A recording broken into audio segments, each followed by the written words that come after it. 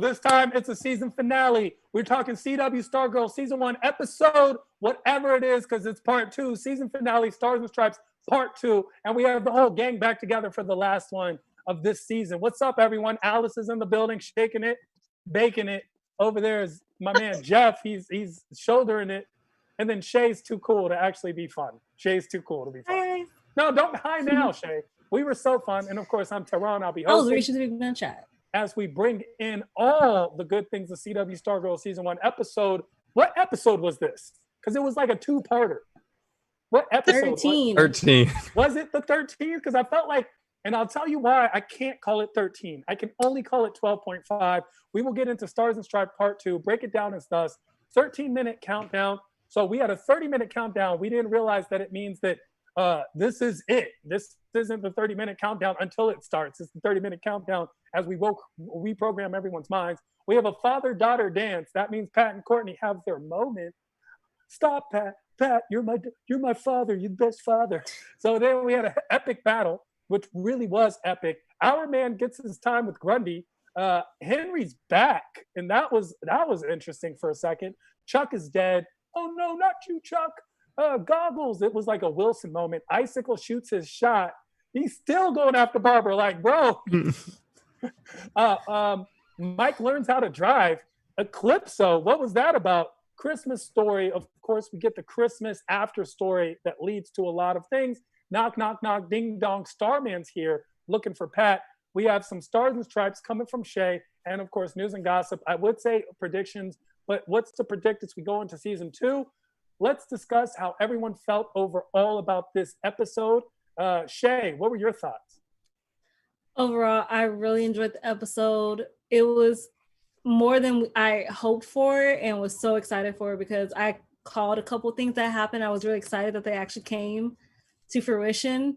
And I love the just the battle scene. What and did you also call?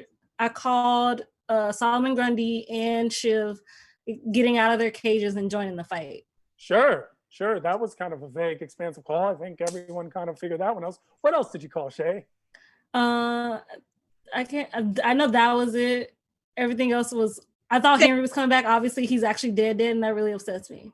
Yeah, you did call Henry back, and we did get to see Henry, but it wasn't the Henry we need. It's the Henry that we deserve. Jeff, what were your thoughts?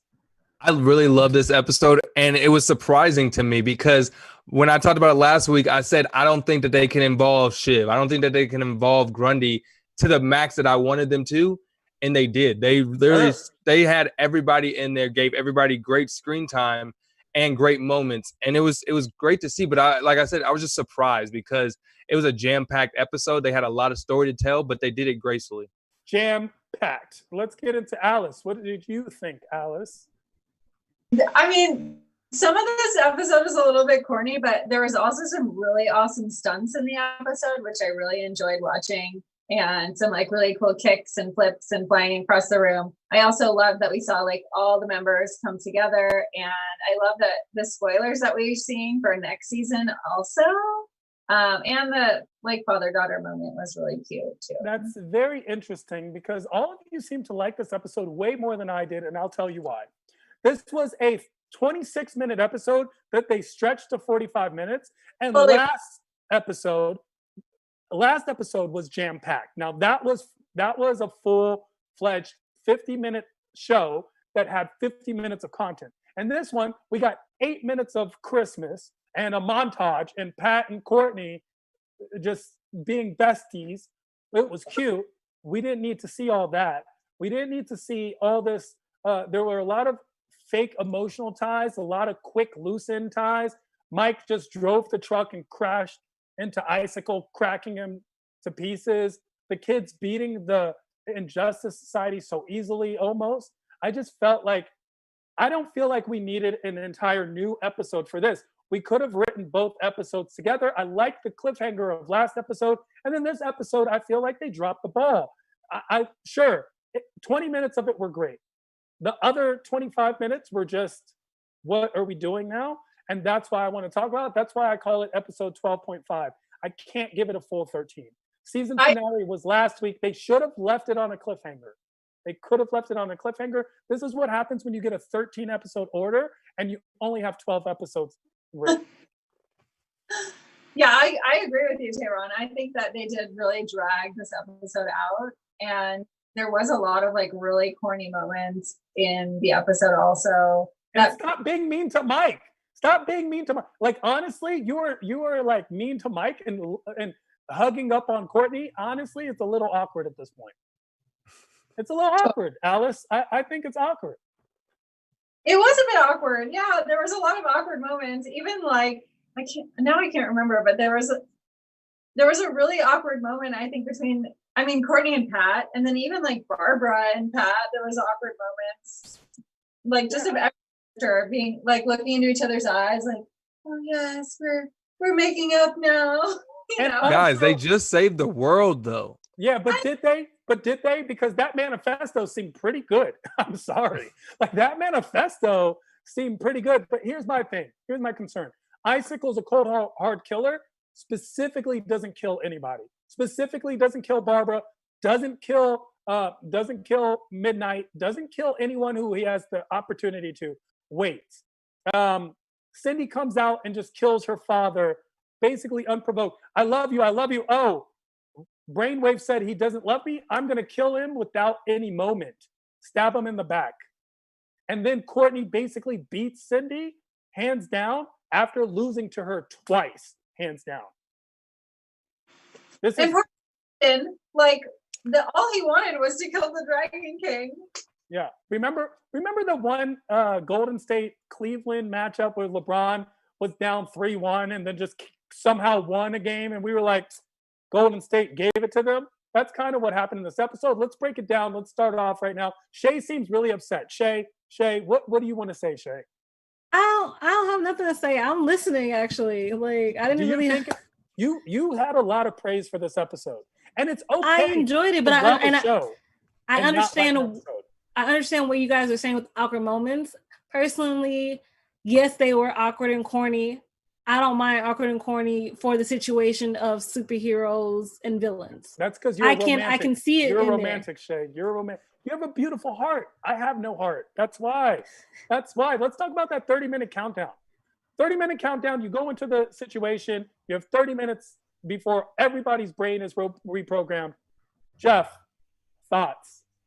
I thought it was dope because we heard the 30-minute countdown. We thought it'd be like extended through an hour. It kind of gave the episode kind of an upbeat feeling to it. We already knew it was coming down to the 30 minutes, and it literally, the fight was the first 30 minutes. So it made sense, and it didn't like extend because there's a lot of shows that do 10 minutes of a full episode. So I thought it was really cool. And they jam-packed, even giving a tease to a villain for next season with the Fiddler's son and him using whatever kind of instrument he did. But I think it was tuba? The tuba. It was like world setting world setting at the beginning with also a tease for season 2. So I thought it was really cool. Alice. Yeah, I mean, the 30-minute countdown was cool. I honestly, at the beginning, like in my notes, was like, ooh, are they going to stop it? Is Brainwave really going to succeed? I honestly thought he maybe would die from like all of the brains he was trying to wash. I wasn't really sure. I liked the moment of Icicle kind of like out in the town, like talking to the little kid, being like, everything's going to be better now. And the little girl was like, my dad was already a good person. Like, don't screw him up. Yeah, no, I liked it. I think it added to the suspense, I guess, of the episode. That just shows how psychotic he is. Icicle has just like the last 4 or 5 episodes, it just kept going down on a psychotic like spin, and it's crazy. And he's just like, "That's fine. It's fine, kid. Just wait. Just wait 30 minutes. He'll be better." I don't know, Chae. What did you think? The 30-minute countdown like made everything so much more urgent, because obviously when we first saw the countdown, we're like, okay, so this is the starting point of before everything happens. But no, it starts now. So what are you gonna do? Because 30 minutes can't legit fly by before you can think of it. So I enjoy what it means for those 30 minutes and how it kept going. I thought it was really cool.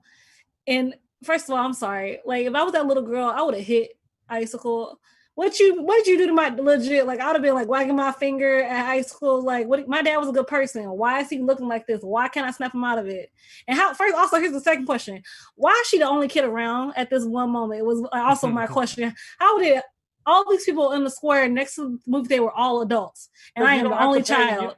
You don't have to pay. You don't have to pay extras who don't talk as much as extras who do talk. I'm just saying. That really was just like really funny. Day rate is no joke. I did think about the fact that there were no other kids around, especially they're in the middle of the town. I didn't like the fact that Brainwave could get up and put the thing on loop and come back. What? You could do that. Also got me was at the school. Was like cars were driving by, and in my mind, I'm like, is there an adult driving this car? Why is there no car crashes? That was just like something that really popped in my head. Like I would have felt at that moment, like if I'm being controlled. I mean, my car is going to keep going because my foot's on the gas, but this other car could be coming too, and we don't see each other. Why was there no car crashes? Yeah, and also, Alice, what were you about to say? Well, no one died, and then like no one really. No, somebody died. Well, the one guy died. The one substitute teacher coach guy, whoever that guy was. And then these big satellites come out of the football field, and everyone's just like, "Oh yeah, okay, that makes sense." They don't run. They don't run. Here's my thing. If you're going to cause chaos, cause chaos. If you're going to wreak havoc, wreak havoc. The concept is, if you're going to create this realistic depiction of something, make it realistic. Brainwave shouldn't be able to get up for 5 minutes. Obviously, they had the chamber room from Professor X's magnifying thing. They had a very similar dome. The concept, it was even to the point where it protrudes out and there's a platform. It was very similar. Brainwave shouldn't have been able to get up. And why not control more people? Why not control people and just send them after others? Control Barbara, you controlled Pat, you controlled, why only control one person? Exactly. Yeah, Chae. What? How are you blaming me? Like, I didn't say his plan was smart. Like, shit. Like, I think it's funny for somebody who is supposed to be very intelligent, got his degrees, PhD. Like, I mean, granted, when you do have a single-minded focus that way, you do get dumb. Like, there are situations in that way where you. Well, they've been brilliant up to this point. That's why I'm saying you guys have done it so well up to this point. There's enough for suspension. We've already suspended our disbelief. So you could create something and allow us to do so comfortably. That's all I'm saying. Because we did get something kind of brilliant and cute, and they set it up for this moment, the father-daughter dance between Pat and Courtney, where Pat is basically as S.T.R.I.P.E beating up Courtney, and then Courtney's like, but you're my father, I'm your daughter, and I love you. And it's like, you've been mean all season. So, that wasn't even a smart move to say. You almost killed him by making him have feelings. When I saw that, I was like, why are you saying anything? Run. Shut up. Like, I mean, you literally, tried it too. If they fight it, they die. And that was the first thing. It's like, oh, you're my daughter. I was like, this is bad. This is worse. Like, this nothing good. Thing. Like, I get what they're doing, but this is bad. It goes against everything they just set up. Alice? Granted, they showed his ear bleeding, but it goes against it. I don't know, you guys, I was just fixing the stream because we had an issue, so I was like, not even listening. What were you saying, Tehran? We were talking about the father-daughter Courtney Pat moment where Pat's basically abusing Courtney physically with S.T.R.I.P.E, just punching her. Of course, the cliffhanger of last week where it's ending with a punch, it looks like he hits Courtney, but she flips out of the way, and she's amazing, and she flips out of the way, but then goes, no, Pat, I'm your daughter. I love you, Pat. You love me. Even though I've been mean to you and call you Pat and it's just been horrible to you in every single way, even though you've been right every single time you've spoken. I mean, it was a really nice moment. I mean, I think it's very Hollywood typical of like TV and movies. But I liked it. It was a nice moment. Yeah, no, it wasn't. Let's be real. Let's be real. Look, I want to be honest. Did you feel the emotional connection?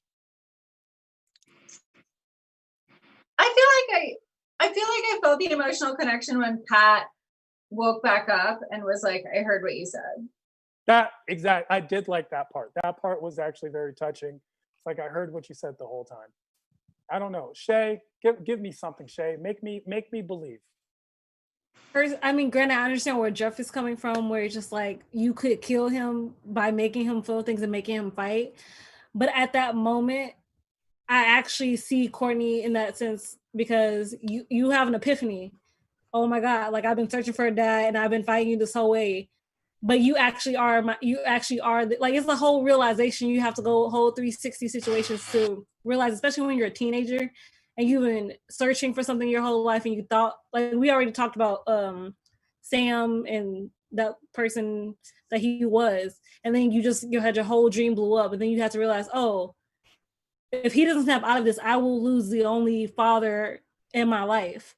So at least, like, if anything else, at least I can say this to him. At least I know I said it. And I hopefully he will hear me. You actually convinced me, Jeff. That's worth dying for. That was very sweet. Thank you, Chae, for putting that in perspective. Let's go to the epic battle. We get this huge battle, this battle royale. It's reminiscent of book ending episode 1, where we see the Justice Society original fighting the Injustice Society. This time it's part 2. You see the superhero montage walking up, and it happens. Chae, what were your thoughts on that? I love a good build-up, especially when it comes to fight scenes, mostly for the suspense. And I thought it was awesome seeing what each person was going to go for, who they were going to fight against. Because for me, that was the most important thing. Like, especially for Our Man and Sportsman, Tigers and Wildcat, they definitely needed a rematch regardless. And then Dragon King comes up, and Justin needed that moment. I was really hoping for more in between that fight between Dragon King and Justin. I feel like they let me down on that fight because it could have been so much better. Justin felt let down too. Justin's like, I did not slay the king. I did not slay the dragon. I should have slayed the dragon, but I didn't. And then, I think that's just going to be a tease for next season, because obviously there's going to be more villains. But yeah, I got to agree with Chae. He was a huge letdown for this one. Even when he came back from getting his mind wiped or like being frozen, I thought that was going to be their cheap way of bringing his mind back, him going full back to reality. But like, he's still not there. So what is their excuse going to be this time? Like, how is he going to get his memories back? That's what I'm looking forward to for his character next season, because he is coming back. Like they said, there's dragons to be fought, so he'll be back. I don't know, Alice. I mean, I really liked the fight. I liked it mainly because there were so many cool stunts in it, and just like kicks, and Stargirl at one point does like a cartwheel, like side flip with a kick. Yeah, that was really cool. That was lit. And I thought that was really cool. That was really unique. And so I really enjoyed like the stunts in this scene, and also like the team ups of, I mean, it was interesting that they were totally getting their butts kicked, and then, she does that one move, and then all of a sudden, okay, everyone falls apart. Yeah, I do also wish that Justin had maybe helped in killing Dragon King and not had been totally kind of like incapacitated. So that was a little bit sad. And then the whole Solomon Grundy thing, I don't know if you want to get into that too. I mean, that's going to be separate, because I think that deserves its own topic heading. I do want to say, when it comes to the Dragon King, also a letdown, not showing his face or whatever this scary power that he has, where you're a super healer or something. So Cindy super heals, but you don't. Like, I just felt like there was more. If that's all it took was a stab in the back, he should have been dead a long time ago. Why not use your face? Why not unleash the dragon? Something. Do something for us in that regards, especially because the fight scene was so great. Courtney's stunts, Wildcat stunts, everyone just was so good in this one particular scene. I do think it's funny that Our Man only gets an hour, and that's the longest hour ever. Let's talk about Our Man getting his time with Grundy. Alice, you were about to say, and now the floor is yours. Yes. You made a good point though, the Our Man, like that it's only an hour and it is a really long hour. And then he's like, I've got 5 minutes left. Let me get at Solomon Grundy, because Pat has obviously just had his entire suit completely torn apart and is facing death. But what's interesting is that, when he when he's almost like really railing on Grundy, and Grundy just has this like really sad face, like, don't hurt me anymore. Yes. And it was this moment of, I like felt so much compassion for Solomon Grundy in that moment, and really felt like he was trapped, obviously, as a slave or whatever of the ISA. And maybe this was a moment where he felt like he like connected eyes with him and realized that this was a kid that he had killed the parents of, and it was like trying to say, I'm sorry, maybe. And then also like, I'm like a slave here, and I just want someone to like love me. I'm not. Oh, Chae, you go. Yeah, I'm sorry, Jeff. You don't. Oh no, go ahead, Jeff. You don't get a say on this. I need Chae to make me feel. I mean, I loved when Solomon Grundy came out, because obviously we see parts of him. We never see the full package. So in this time we saw the full of what Solomon Grundy is and what he looks like. And obviously when Rick came out, all, you go to your wife, I got this. I was down for that fight. I was really looking forward to it. Also because like Rick needed this, like he needed to get that part out. But when it came to that final blow, damn that, I was just like, damn, that eye is so blue. You like, I just feel so bad for you. And I feel like I shouldn't feel bad for you because you're a bad person, but damn, like you, why are you about to make me cry, Solomon Grundy? Legit, like I get where Alex is coming from, because his eye was just so blue, like in a pleading type of a way, like either kill me or don't do it. And I just didn't know what way Rick was gonna go. And the fact that he found enough compassion, because legit, he said he only, like, his minute was up. There was still some glass. There was still some sands in that freaking glass. There was sand. There was hella sand in there, too. There was hella sand in that glass. Like, he had enough time to do what he needed. There was more sand now than before. Like, how did you get more sand, bro? Like, what are your thoughts? See, I'm happy y'all liked it. I wasn't a fan of it. I needed him to go all out. This whole season, Rick has been talking about how he needed to make up for his parents. He needed to fight Solomon Grundy. Even this episode, he was like, all right, I know we're about to get in a fight, but I need to fight him. Like, you made this up to be such a big deal, and the fight didn't live up to it it didn't live up to anything I was expecting.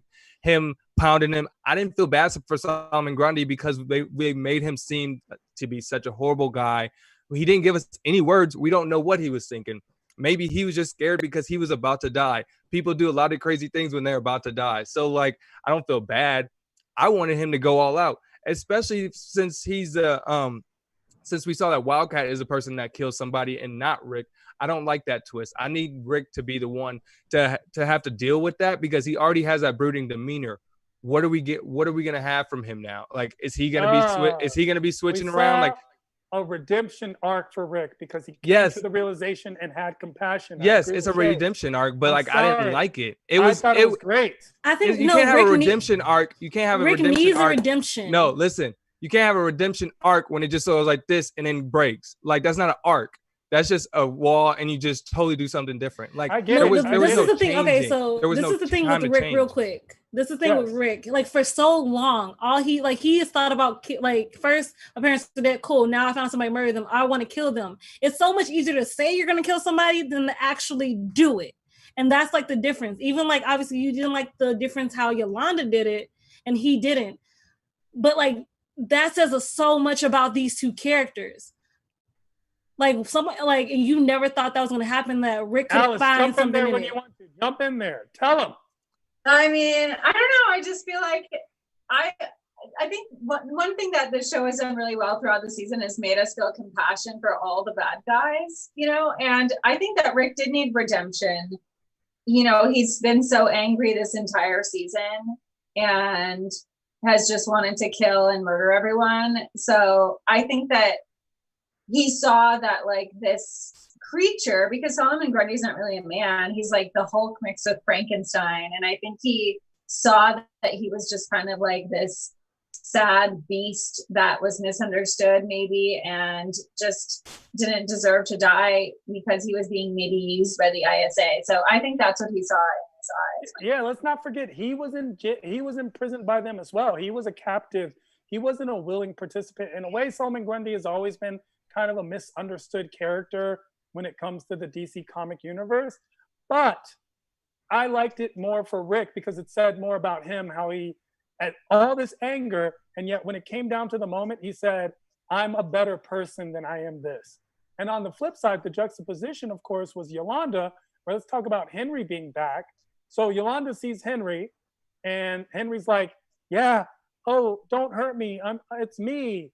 Let's go. We're your friends. And then that's what tips Yolanda off to realize it's actually Brainwave messing with her mind, and just immediately slits his throat, just slashes his throat. Savage. It was Savage. First, loved it. I so loved it.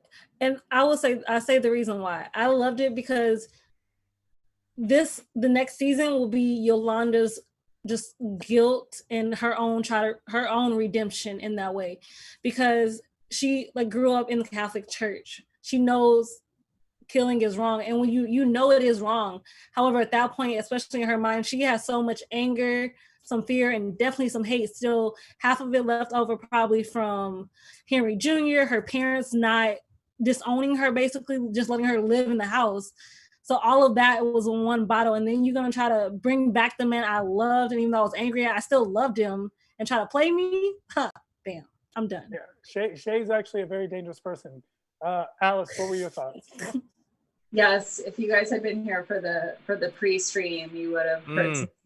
Yeah. Chae, listen, Chae's definitely, stop messing with Chae, people. Stop messing with Chae. Stop picking on Chae. Yolanda, I mean, that was kind of savage. I mean, I think, I feel like Yolanda, I don't know, she needs some therapy or something. You know, she's got a lot of stuff going on, and with Henry. And then obviously that was really hard for her to hear, I think, because she saw that glimmer of hope of like, oh my God, because I saw it too. I was like, oh my God, is it really him? And then obviously you realize it's not. But it was very quick for her to decide that to kill him, which I think was savage. I don't know that she's going to come back from this. I think in season 2, she's going to have some sort of redemption moment, because I think she's going to kind of go off the deep end. Yeah, going off the deep end. Jeff. I just don't like this story for her. We already got the background for her parents not really being there for her, not really showing her that love anymore.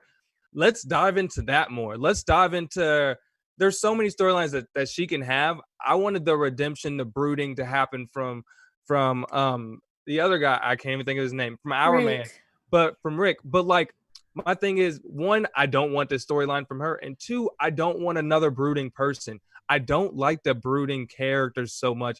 We don't need a whole season of her figuring out if she's a killer, if she's not. Like, just it was a war. You guys were going up against some people that were trying to kill you. Realistically, some people might die. And like, what happened to all the people that were on the ground right before him? Were they dead? Were they not dead? Like, I didn't have any feelings in that moment. I'm like, all right, he's dead. Y'all still got a mission. Like, it's not like you went out there like, you know what? I'm going to kill some people today. It's not what she thought. But this whole mindset that she's going to have a brooding character all of next season, I don't want to see that. I'd rather venture off and learn more about her family. No, but let's be real. Like, it wasn't like she wasn't brooding before. That's like, true. Yes, I understand that, but you kind of forgot that she was. But she was still lighter than Rick. Rick was the brooding person of this group. Because Rick made it his option to punch people and get it out. She internalizes everything. And I understand that. But what I'm saying is I don't want that from her character. And I don't like that. And what I'm saying is I don't like that. And I don't want to see more of it. That's what I'm saying. Alice, I understand jump in there, Alice. Jump in there. Get in that ring. Well, people have in the chat. Let us know what you think. I know Eric Monty just said there's a lot of killing going on in this show, and not necessarily in every show, in every episode, but there was in this one. And I don't know, Tehran, should we go over all the people that died in this episode? Sure, let's go over. Let's talk about who died in this episode. So Yolanda just freaking out. I like Chae's explanation on it was half for Henry, half for Brainwave, half for just being there, half because she wanted to, half because she basically keyed Henry's car. It was everything. It was everything rolled into one. She snapped. So Brainwave's dead. Icicle's dead. Hitler's wife. Dragon King is dead. Who else? Whose wife, Chae? The Fiddlers. fiddler wife. Oh, the fiddler who's not the fiddler is dead. The wizard. And the wizard. The wizard died. The wizard's son. We got. I mean, there's the kids. We don't need to talk about the kids. Yeah, I'm talking about who died in this particular. Oh, okay. Dr. Min. Or Chuck. Well, Chuck is some goggles. He's tech. So, He's like Jarvis. You can bring him back. yeah, we're gonna bring him back. Who else? Pat and Barbara's relationship. I don't know. There was that kiss at the end. I think There was Yo, that kiss, but question. it's not passion. It's not passion. So I swear she had way more passion with Icicle than she has with Pat. To me, they're just like brother and sister. You want to talk about brother and sister and father and daughter? Just Barbara and Pat just do not work for me. I don't know why. I want them to work. They do not work. I do not feel the chemistry. There was a lot more passion between Barbara and Icicle. Oh, 100%. When Icicle was on that rooftop and was about to throw Barbara over, but out of love, still trying to have her character live. The writing for their relationship was just not great. They put way too much effort into having father-daughter conversations, but the relationship with Mike and the dad wasn't good. Neither was Barbara and dad wasn't good. It was just those both needed better storylines because I agree with you guys. You didn't really feel for them being together. First, Barbara wanted out when she found out. Now she's like in love with him. Now like they're having a great Christmas. It's just like they went through a roller coaster and it's like no one really cared because they didn't give us enough to care about. I mean, personally, is a marriage a roller coaster? Yeah, but we weren't even riding the roller coaster because we didn't care. That's what I'm saying. You know what I'm saying? It's like we're just watching that roller coaster, like, oh, that's cool, and then moving past it because we weren't riding it with the characters. That's what I'm saying. Right. I did. Oh, go ahead, Alice. They didn't build up like enough for us to have like investment in the characters, which like I guess is hard in a TV show when you're just like starting off, with establishing their superhero powers. But yeah, I would have liked some of that too. So we actually had more like value into each person and like cared a little bit more in their relationships. I did love that scene on the roof of the building though. And Jordan's like, what are you going to do, Pat? You have no powers, no stripes. I'm going to protect my wife with our daughter. She was like, I was here. I don't know why I love that scene. So that particular line and scene, it was everything for me. I just like, I'm here to protect my wife and make sure she's good. And then here comes Courtney flipping in. Yes. I have a question because I don't know how much time we have left. And we're talking about killing a little bit. Does anyone have a problem with Mike killing Icicle? In the fashion of which it happened. It's its own topic. It's its own topic. Sorry, I didn't mean to jump around. No, we're going to definitely talk about. So first of all, I have a problem with Icicle not killing Barbara, right? And then Pat showing up, and then him taunting Pat, doing the James Bond villain thing. I'm literally not going to just kill. I'm going to talk to people until they have a chance to win, right? So the same thing happens once again when you're playing basketball. If you get a rebound and you wait for your defender to get there, make the shot. Just make the shot. Doesn't even have to be a dunk. Simple layup will do. So the concept of Icicle is this episode, Icicle completely underperformed with his powers.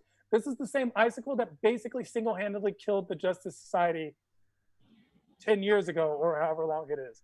So that's what my problem is with that. And then Icicle falling on the ground after Courtney hitting him, and Mike just driving a truck and not knowing who it is, by the way. Remember, Mike is not up to date on what's going on. What were your thoughts, Mike and Jeff? So I loved that Mike did that, and I loved that just Mike being there. But the simple fact that he was just killed off like that, it was more for comedy. That shows you this is not like a darker show. That's a very weak ending to that. The only cool part was his half face, half ice. But like the fact that like when he actually hit the ground, you actually saw shadows of ice. But like if you actually think about it, the fact that a little kid, like you said, didn't know who it was, wasn't there, just came out of nowhere and killed him, I thought it was weak. And also, I was watching an IG Live that the Star had Mike and Courtney. They had an IG Live today, and they were talking about it. And no one seems to notice that, like, Mike had a smile when he noticed that he killed somebody. And he said, "Can I join the JSA now?" What does that say about Mike? That's what I'm thinking in my teases for season 2. But yeah, that's just my thoughts on this whole situation. Alice. I mean, I think we've all wondered a little bit about Mike and what kind of person he is. I mean, he's like kind of angry sometimes, kind of mysterious. Yeah, I don't know. I mean, I don't know that. I also don't think Icicle's dead. I mean, so he basically shattered him, which I'm kind of like, well, is that like his weakness? If he turns to total ice, he gets shattered. But then also, I agree with you, Tehran. Like, why didn't Icicle use his full powers? Because even in the fight when they're in the basement, he like never goes full Icicle, like never full. He only uses his powers to break goggles. That is the only thing he did this episode, was break a pair of goggles. And slam Beth against the wall. Yeah, he doesn't go full Icicle until like he's in the town and then fighting StarGirl. But like he could have done that in the underneath the town area, the basement. But he didn't. So yeah, I was like, what's going on there?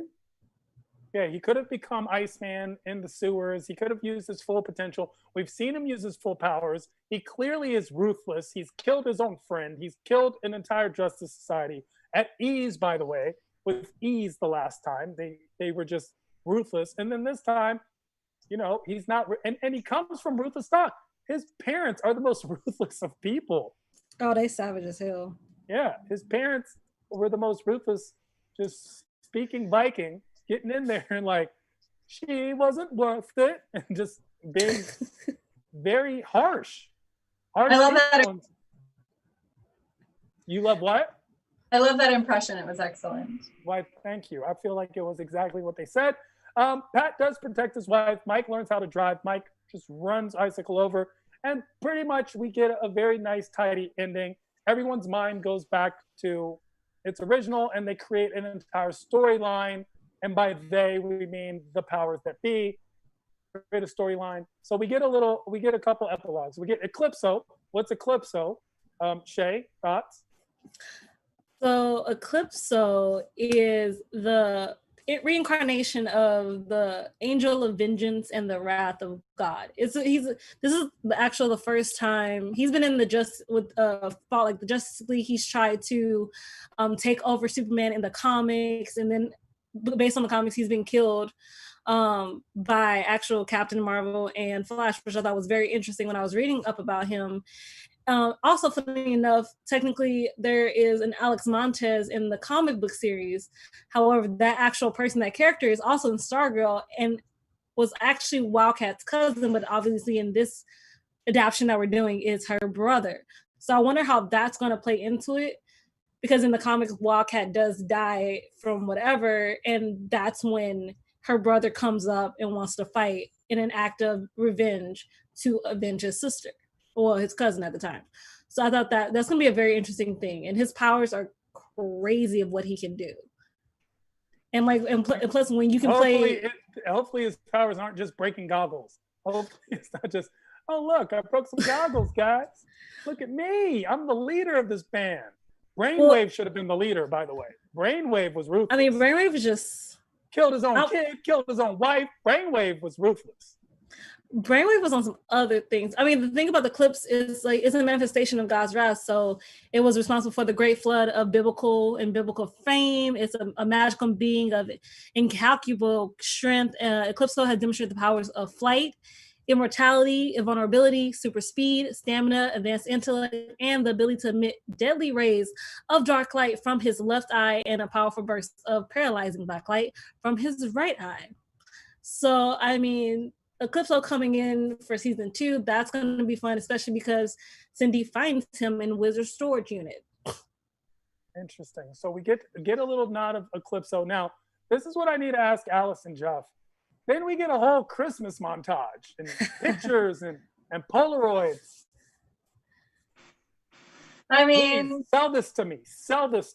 I got something. Like, I'm gonna let Alice go, but like it was necessary. And it was more sentimental than anything, but it was necessary for 2 reasons. I don't know. It was much for me. It was a little cheesy. I mean, it was nice to see everyone reunited and having a nice time and not fighting bad guys. I thought it was a little long. I agree with you from what you said in the beginning that we didn't need like, I mean, at like 30 minutes into the watching the episode, I was like, oh, this is the end. And then I looked at the thing and I was like, oh, there's still 10 minutes left. Like, what are they going to do? Oh, Exactly. So They stretched that Christmas. Jeff, sell this to me, please. Yes. So the reasons why they did this is one, because if you remember that little cup that she gave that was like best father, that is the one that she was trying to give her father Yes. so long ago. So that is what has meant so much. So it's bringing back episode 1 to the Christmas. to the episode and this one. And then on the last thing, when you see they take a photo and then put it on the tree, the person that is to the right of that photo is the original Courtney, the person that this character is even based off of, the person that passed away in real life. So it's like they wanted to add some little good like heartfelt feelings in this episode. Yes, I understand it was 10 minutes, but like they had great nuggets in there.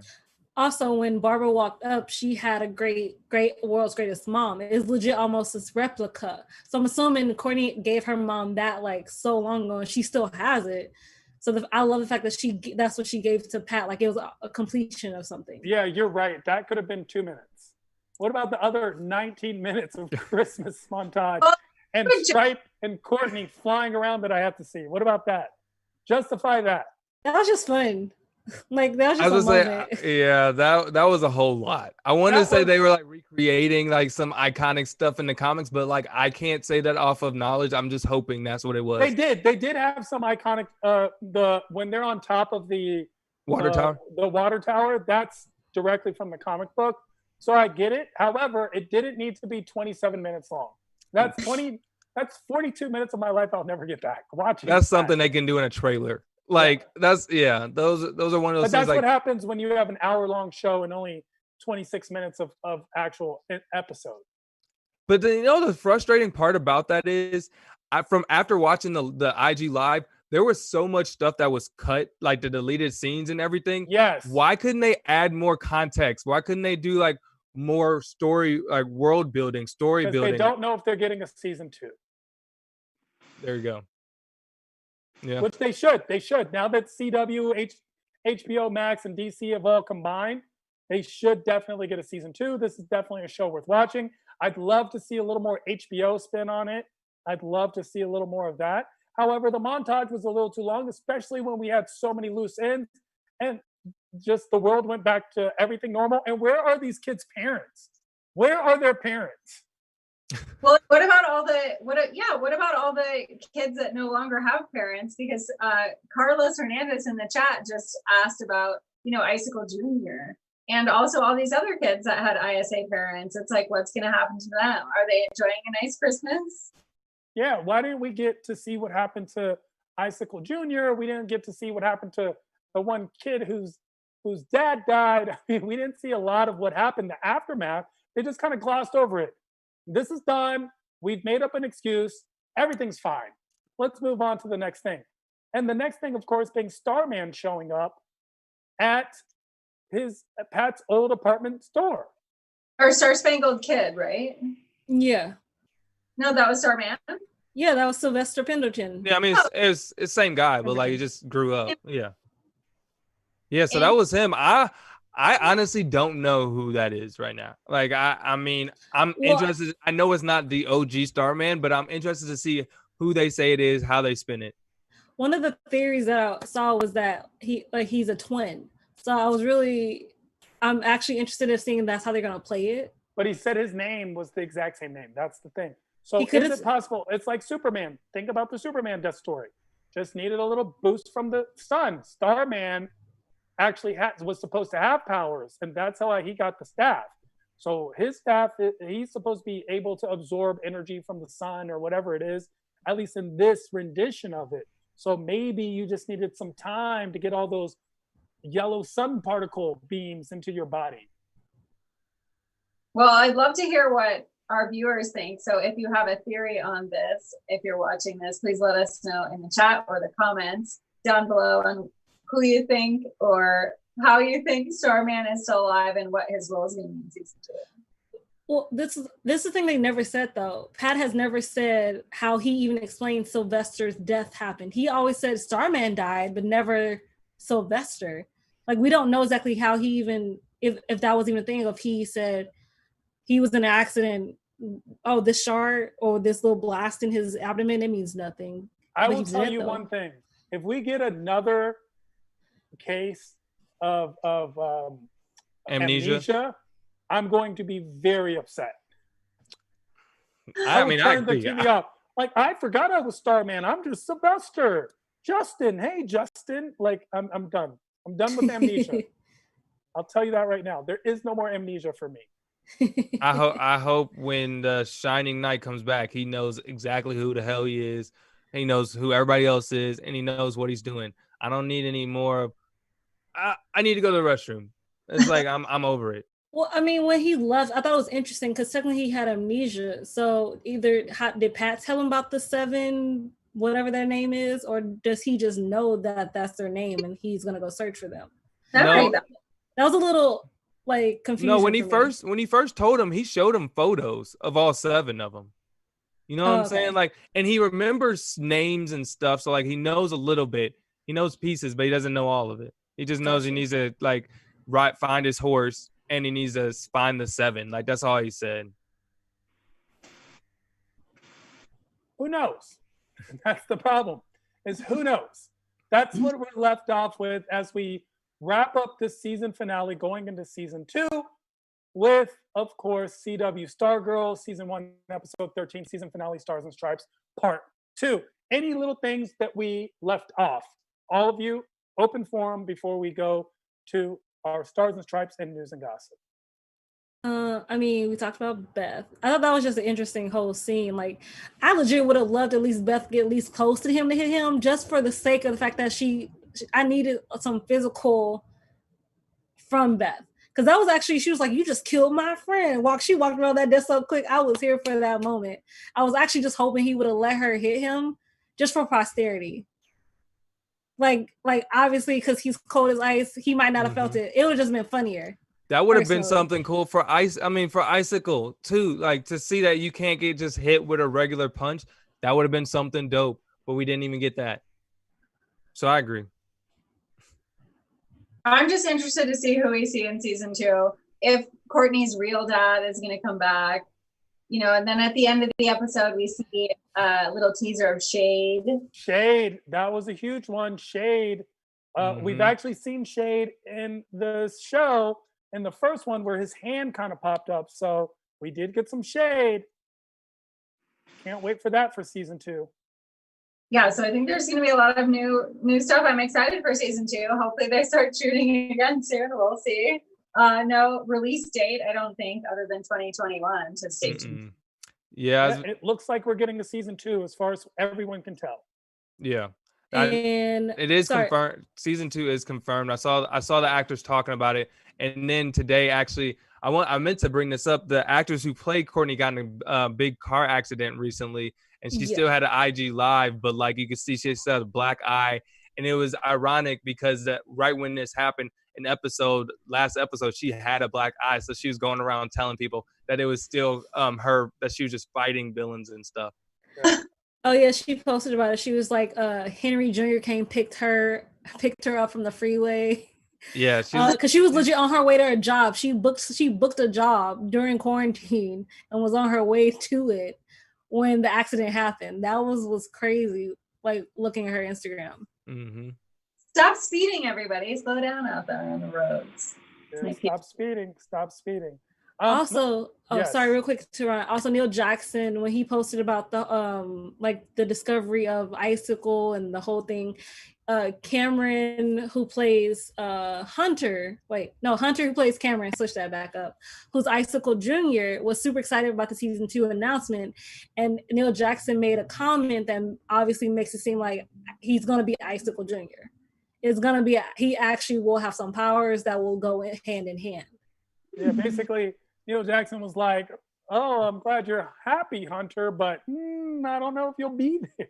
No, he was like, wait until season 2, because it was like a whole, like a telling of I know what's going to happen, trying to smooth it into the comment section. I was like, okay, Neil. And people usually don't take kindly to people who kill their parents, as we've seen with Ricky and Solomon Grundy. And so I think this could be something where all of a sudden Courtney's boyfriend becomes a bad guy too. It's all very possible. Let's get into to be raised by the grandparents. Exactly. Let's get into some Stargirl season 1, episode 13, season finale. Let's get into some news and gossip of that Stargirl. News and gossip wise, this is what we really have. The concept is everyone was questioning the big bad villain plan. We've been teased with this plan. We've been wondering what the plan is. Then we hear this manifesto, and it's like this manifesto would, as Gizmodo says, put Bernie Sanders to shame. This was the most progressive agenda of all time. I mean, they even added universal health care.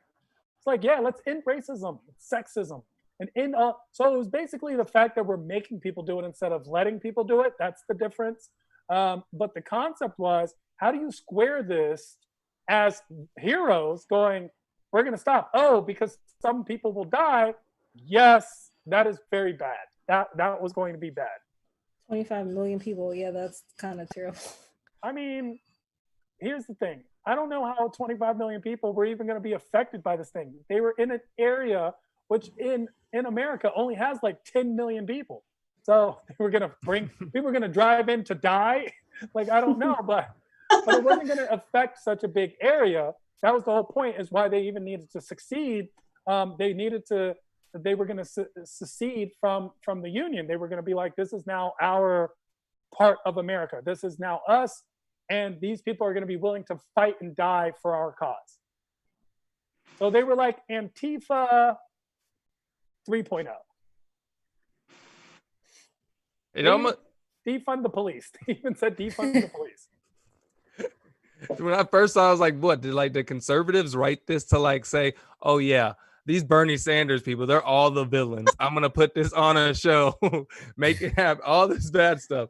But no, it was funny because it is a great argument. It's like, are they really the bad guys? They even brought it up. At least Beth brought it up. Like, hey guys, are we sure we're fighting them? Like, yeah, sure we want to do this. Yeah, like, even Rick was like, even Rick was just like, is that a bad thing? Yeah. Like, he was kind of cool. I mean, the plan, like what the plan is good, but for me, that I think especially this whole entire episode, it was basically a question almost of the Charlie problem. Because what you think the Charlie problem is basically asking you what way in which you are accepting and going to commit the way to deal with murder. How will you kill someone? What can you live with? What can you not live with? That legit is the question. Yeah, so you're just a killer, Chae. So thank you. We appreciate you at this point. No, literally, that's literally don't mess with me. what this whole episode legit was, that question. What are you capable of living with? What are you capable of who are you capable of killing, and who are you not capable of killing? That was the big question. It was the big question. And we see Yolanda's probably going to have to face some things. Ricky has come to redemption. Courtney has come to terms with their power, and Barbara has come to terms with them being heroes. Pat is no longer a sidekick, but a partner. And Starman is returning. As long as we get Eclipso and Shade, we will be all right in the villain department as we go into season 2. Let's jump into some Stars and Stripes, where we take a part of the comic book and give it actual meaning by giving a background. Chae, you gave us a lot of background already on Eclipso. Do you have any background on any other character? I know we have Solomon Grundy, because Solomon Grundy is usually depicted as this murder victim who's brought back to life, and this corporal, basically revenant zombie form. We get a lot of different depictions of Solomon Grundy throughout the thing, but people weren't sure about his powers and his abilities. Solomon Grundy's powers is superhuman strength, of course, and stamina. The zombie-like strength vary greatly, because sometimes he gets beaten by Batman, and then sometimes Solomon Grundy gives Superman a run for his money. So he's basically virtually indestructible, uses this elemental energy that imbues him with this pseudo life. He is invulnerable to physical, magical, and energy attacks, not affected by fire or low temperatures, so freezing him doesn't work. And he's actually been, in several instances, basically resistant to Green Lantern's power ring, which is amazing. Like, that's supposed to be the most powerful ring in the universe. Also has this healing factor where he's been destroyed, he's been cut into pieces, and then returns to life later. So we've seen a lot of Solomon Grundy, and those are his powers, because a lot of people were wondering what Solomon Grundy, besides being really strong, what else does he do? So that, yes, Chae. Carlos Hernandez in the chat says Grundy isn't always a villain. So that actually is interesting too for me. Yeah, sometimes he's part of that whole DC Justice League dark. So it's interesting to see how Solomon Grundy is going to play out, especially because now we've seen the trope of an animal who's saved by a hunter and now remembers that favor and returns it. So I wonder if Solomon is going to return a favor. Let's get into some predictions really quick. Let's jump into some predictions for season 2. Let's start with Jeff Williams. Jeff, what are your thoughts? I think Mike is going to use stripes, and I think he's going to get into some problems. I think we're going to see a lot more of Mike. He's going to have a lot of growth, but I'm going to see a darker side of him. And he was too okay with killing Icicle. So that's where I'm going to see the most growth, and that's what my prediction is. Interesting, because I think they're just going to give Mike up for adoption now that Courtney and Pat doesn't need Mike. What other child? Yeah, like he only gets 2 lines every episode. Chae, what are your thoughts? I definitely think the Shiv is gonna rap Cameron's gonna rap Tuba Dude and any other villain kid she can, especially Tigress, and Sportsman's Daughter is gonna come to play, and she's gonna create her own Injustice Society to take down Courtney, because they're still gonna be in Blue Valley. Like, it, even though granted we haven't seen the villains and what they're doing in that 6-week period, but I'm pretty sure it ain't just to have a happy Christmas. I'm pretty sure they're plotting something. They always are. They always are. Alice, what are your thoughts? I'm going to have to agree on some notes with Chae there. I think that Cindy is definitely going to try and get everyone on board in creating another evil, ISA. I'm not sure about Cameron. I mean, I think that his grandparents are going to definitely try to turn him to the dark side, because I feel like he would probably join the JSA if he was not being raised by them, but he probably is going to be. And then I'm just excited to see all the new characters that we have in season 2, honestly. And I think Courtney's real dad, is going to come back with his group of card players and evil guys. So yeah, I'm just excited for that. And I know Carlos Hernandez in the chat also was saying that he hopes that the genie is in season 2. Oh, that's interesting. I can't wait to get Shade. I can't wait to get Eclipso. I think that Shiv is going to be a huge part. Cindy's going to revive and, of course, match up. And I think Icicle's not dead. We'll find out all that and more as we get into season 2. But for this season, this has been our last episode. It's been a pleasure to be with all of you. We continued after AfterBuzz. Hopefully, we'll be back with AfterBuzz coming into the fall. But if not, we'll be right here with Alice. Where can people find you if you want to be found, Alice? Well, you guys can find me right here on my channel. Also, make sure you subscribe to this channel, because we're going to be bringing you more after shows, throughout the year. And make sure you subscribe right here. Also, you can join me on Instagram at Alice's Adventures on Earth. Can't wait. Jeff, where can people find you if you want to be found? Yeah, y'all can continue the conversation at Jeff Will Jr. on all your social media platforms. That's amazing. That's amazing. And so is your bedspread. That's a little weird. Chae, where can you be found if you want to be found? You guys can find me at Real Chae Jones on Twitter and Instagram. And I started TikTok for fun, and it's called Love Shea Butter. That's right. You can find her because she's real Chae Jones, not the fake one. And of course, find me at I Am Tehran all across the board. IAMTHRAN. I can't wait to talk more shows with you. We're going to be doing some Doom Patrol. We have Agents of S.H.I.E.L.D. We have a lot of different shows that we just put together. And of course, we'll be back for StarGirl next season. Until then, StarGirl fans out. We're I tried to do it right with you too, just to pretend like it was a plan. Because you're a team player.